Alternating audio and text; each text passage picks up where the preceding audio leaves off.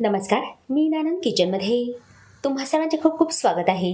आज आपण बनवणार आहोत सगळ्यांना आवडणारी चटपटीत अशी भेळपुरी. नेहमीच बाहेर जाऊन भेळपुरी खाण्यापेक्षा तुम्हीही अशा पद्धतीची अगदी साधी आणि सोपी भेळपुरी घरी बनवून बघा. लहानांपासनं मोठेही अगदी आवडीने खातील. याआधी मी चॅनलवर चटपटीत अशी चिंचगुळाची आंबट गोड चटणी आणि पुदिना कोथिंबिरीची तिखट चटणी दाखवलेली आहे. त्यामुळे इथे मी घरातील तयार चटण्या घेऊनच ही भेळपुरी बनवते आहे. तुम्हाला जर चटण्यांची लिंक हवी असेल तर डिस्क्रिप्शन बॉक्समध्ये दिलेली आहे. इथे मस्त अशी भेळपुरी आपण वाढून घेतली आहे आणि वरून शेव घातली आहे. पाहून कोणी म्हणणारही नाही की ही भेळपुरी आपण घरी बनवलेली आहे. तुमची ही पूर्वतयारी असेल तर काही मिनिटातच अशा पद्धतीची भेळपुरी तुम्ही घरी बनवू शकता. चला तर मग भेळपुरी बनवायला सुरुवात करूया. अगदी बाहेर गाडीवर मिळते तशी ही भेळपुरी तयार होते. साहित्यामध्ये इथे मी सर्व साहित्य अगदी बारीक कट करून घेतले आहे. त्यामध्ये इथे मी घेतले आहेत मुरमुरे. मुरमुरे इथे छान कुरकुरीत असल्यामुळे मी गरम करून घेतलेले नाही. मुरमुरे जर थोडे वातड असतील तर काही सेकंद आपण गरम करून घ्या. एक मोठा बटाटा उकडून बारीक चिरून घेतला आहे. कांदा, काकडी, कच्ची कैरी बारीक चिरून घेतला आहे. टोमॅटोही बारीक चिरून घेतला आहे. एक हिरवी मिरची बारीक चिरून घेतली आहे. इथे कोथिंबीर, पुदिना, हिरवी मिरचीची तिखट चटणी घेतली आहे. भेळ चटपटीत होण्यासाठी चिंचगुळाची आंबट गोड चटणी घेतली आहे. लाल तिखट घेतला आहे. भाजलेली जिरेपूड, काळं मीठ आहे. कोथिंबीर बारीक चिरून घेतली आहे.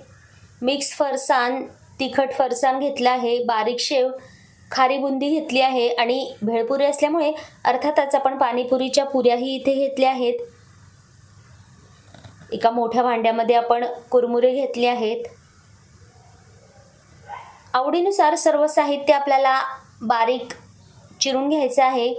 यामध्ये आपण कांदा, टोमॅटो, काकडी घेतली आहे. उकडलेला बटाटाही आपण बारीक चिरून घेतला आहे. कच्च्या कैरीचे दिवस असल्यामुळे कच्ची कैरी आपण इथे घेतली आहे. आपल्या आवडीनुसार हिरवी मिरची बारीक चिरून घ्यायची आहे. लहान मुलांसाठी बनवत असाल तर हिरवी मिरची नाही घातली तरीही चालेल. एक वेळ आपण सर्व साहित्य मिक्स करून घेऊ.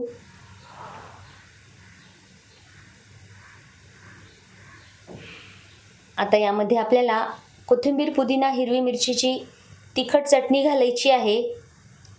याआधी मी चटण्या बनवून दाखवल्या आहे. चटण्या जर बनवून दाखवल्या तर व्हिडिओ खूप जास्त मोठा होऊन जातो. त्यामुळे इथे मी तयार चटण्या घेतल्या आहेत. भेळ छान चटपटीत होण्यासाठी आपण चिंचगुळाची चटणी घातली आहे. खारी बुंदी घातली आहे. इथे आपण मिक्स फरसाण आणि तिखट गोड फरसाणही घेतला आहे. त्यामुळे भेळची चव अजून छान चटपटीत व्हायला मदत होते.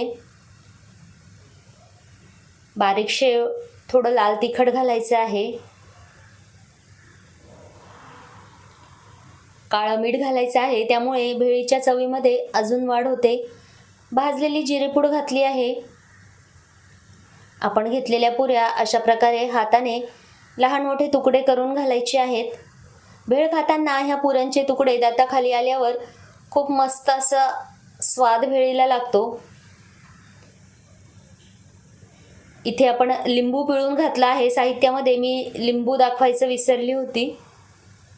अर्धा लिंबू आपण पिळून घातला आहे.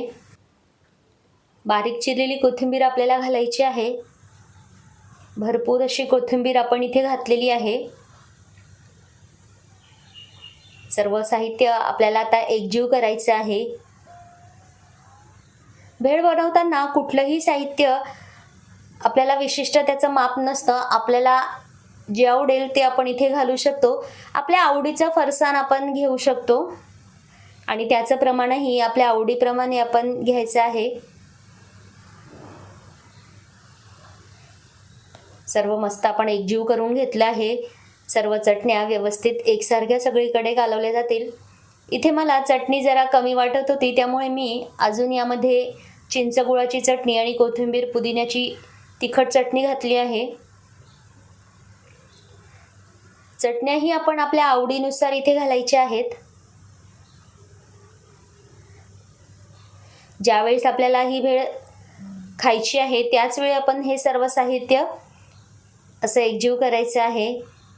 कारण जर भेळ खूप जास्त आधी आपण बनवून ठेवली तर मग ती खाताना खूप जास्त मऊ होऊन जाते.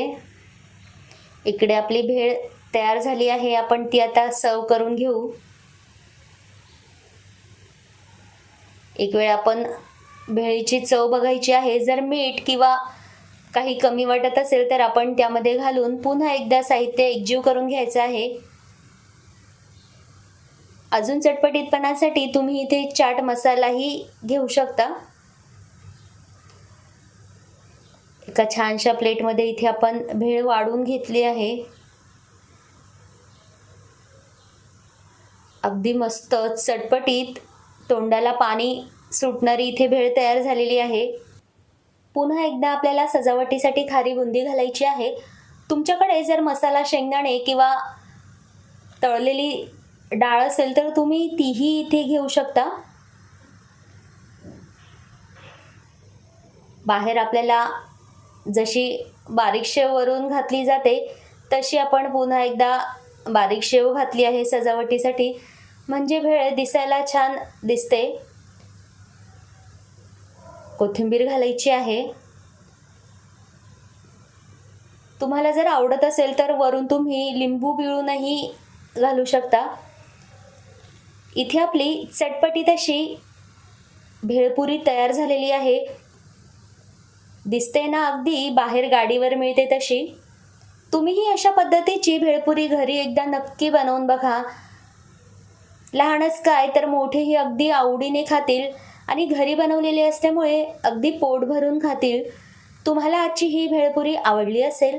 अशाच नवनवीन रेसिपीज जर तुम्हाला पाहायच्या असतील तर माझ्या व्हिडिओला लाईक करा, आपल्या मित्र आणि फॅमिलीसोबत चॅनलला शेअर करा, सबस्क्राईब करा आणि हो, व्हिडिओला हाईप करायला अजिबात विसरू नका. धन्यवाद.